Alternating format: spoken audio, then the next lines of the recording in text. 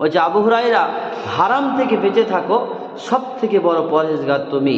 আবু হুরায়রা হারাম থেকে বেঁচে থাকো, সব থেকে বড় পরহেজগার তুমি। আবু হুরায়রা আল্লাহ তোমার যা দিয়েছে তাতে তুমি সন্তুষ্ট হয়ে যাও, তুমি সব থেকে বড় ধনী। আবু হুরায়রা পয়সা থাকলে মানুষ বড়লোক হয় না, পয়সা থাকলে মানুষ ধনী হয় না, মন বড় হলে মানুষ ধনী হয়। আমরা হারাম পন্থায় উপার্জন করব না, আমরা হালাল পন্থায় উপার্জন করব। আমরা হারাম পয়সা পেটে দিয়ে যাব কেন? এই জন্য তো আমাদের নামাজ রোজা হজ জাকাত কিছু কবুল হয় না। আল্লাহ তাবারক তাআলা দুপারা সূরা বাকারা 4 নম্বর পৃষ্ঠা নিচের দিকে বলেছেন, কুলু মিন তাইয়্যিবাত মা রাযাকনাকুম আশকুরু লিল্লাহ। ও বান্দা, তুমি হালাল উপার্জন করবে, হালাল খাদ্য খাবে। হারাম পন্থায় বিরিয়ানি খাওয়ার থেকে হালাল পন্থায় শুকনো রুটি অনেক ভালো, আল্লাহর কাছে অনেক ভালো, আল্লাহর কাছে অনেক মর্যাদা।